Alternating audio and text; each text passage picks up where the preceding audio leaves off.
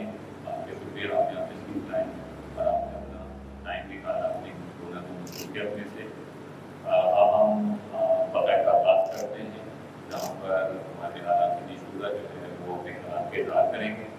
تو آپ کی اجازت سے میں سب سے پہلے محترم نعیم اختر قریشی صاحب سے درخواست کروں گا تو اپنے خیالات کے اظہار کریں.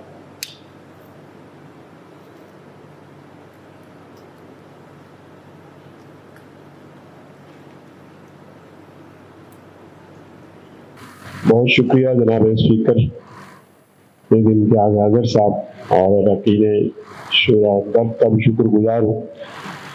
اصل میں ان دنوں یہ مارکہ حق کے سلسلے میں بنیان مرصوص کے پروگراموں کی ایک سیریز مجھے مارک ہوئی بھی ہے اور وہ یہ ٹائم کا کلیش تھا، اس لیے میں نے گزارش کی. میں نے کبھی اس کو اسکپ نہیں کیا.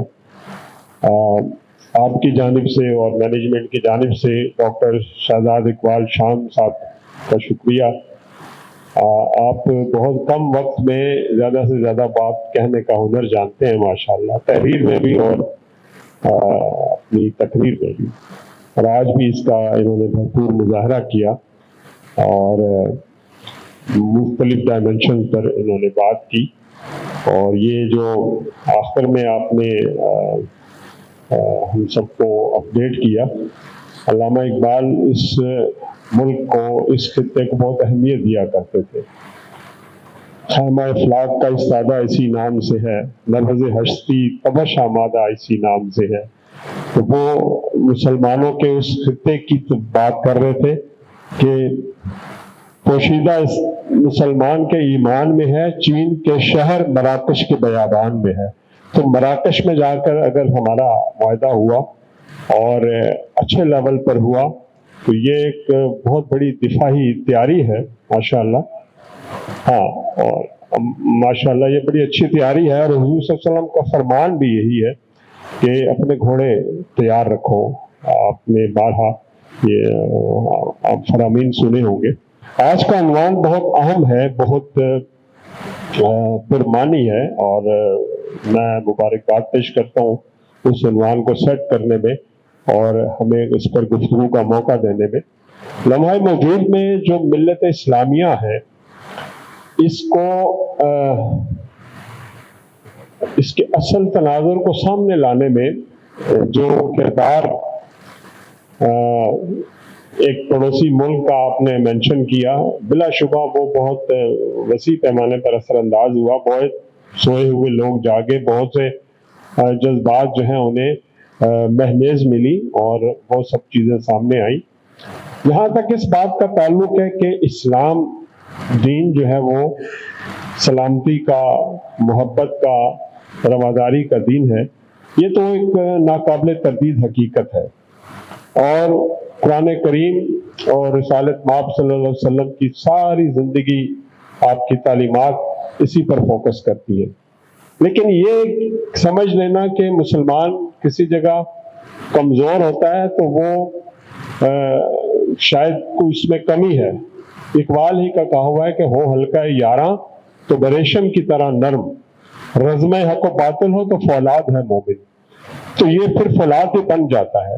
اور یہ ابھی قریب کی تاریخ میں آپ نے دیکھا کہ وہ جتنے بلیمز پاکستان پر یہ میڈیا کے ذریعے، سوشل میڈیا کے ذریعے اور الیکٹرانک میڈیا، پرنٹ میڈیا کے ذریعے پاکستان پر الزامات کی جو ایک بھرمار تھی، وہ ہمارے فیلڈ مارشل نے جذبہ ایمانی کے تحت وہ سب واش کر دی، اور پاکستان کا جو سافٹر امیج ہے وہ پوری دنیا پر سامنے آ گیا.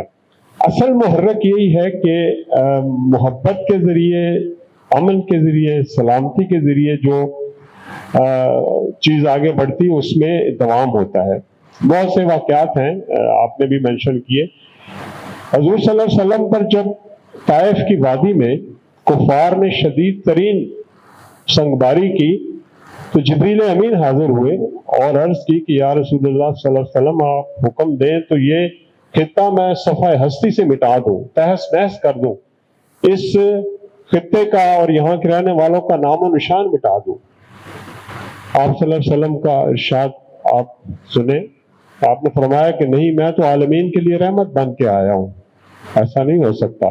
آج اگر یہ گمراہ لوگ ہیں تو ان کی آنے والی نسلیں انشاءاللہ ضرور وہ صراط مستقیم پر ہوگی. تو آج زمانہ دیکھ رہا ہے، چشم آفتاب نے یہ منظر دیکھا کہ طائف ایک انتہائی ترقی یافتہ اور رونقوں سے بھرا ہوا وہ شہر ہے، اور یہ حضور صلی اللہ علیہ وسلم کی اس وقت کی جو ٹالرنس تھی، اس وقت کا جو صبر تھا، جو آپ نے عفو درگزر کا عظیم مظاہرہ کیا، یہ اس کا صبر تھا. تو اس طرح کے اگر واقعات ہم روزمرہ زندگی میں حضور صلی اللہ علیہ وسلم کی بتائی ہوئی جو تعلیمات ہیں ان پر اگر ہم عمل کریں تو ہمارے روزمرہ کے بہت سے مسائل جو ہیں وہ حل ہو سکتے ہیں. دو ذاتی اختلاف ہو سکتے ہیں، دو خاندانی اختلاف ہو سکتے ہیں، اسی طرح اقوام کی جو اختلافات ہوتے ہیں. وہ دیکھیں خود اقبال کی بات آتی ہے کہ جو حرم پاک سے منسلک جو لوگ ہیں، ایک ہو مسلم حرم کی پاسبانی کے لیے، نیل کے ساحل سے لے کے تا خاک کاشگر. جب ایک یہ ہوں گے تو خود بخود ایک پاور بن جائے گی، خود بخود ایک جو ہے اچھا امیج پاکستان کا، قوم کا، ملت اسلامیہ کا سامنے آئے گا.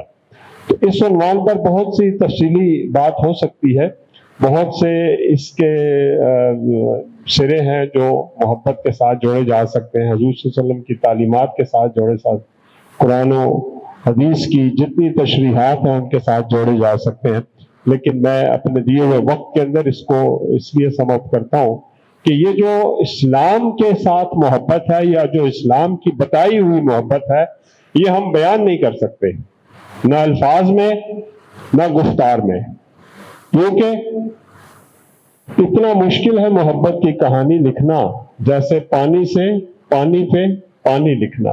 یہ ناممکن ہے کہ ہم یہ ساری باتیں کسی ایک نشست میں کر سکیں. اللہ تعالی ہمیں ان ابدی و سرمدی تعلیمات پر عمل پیرا ہونے کی توفیق عطا فرمائے.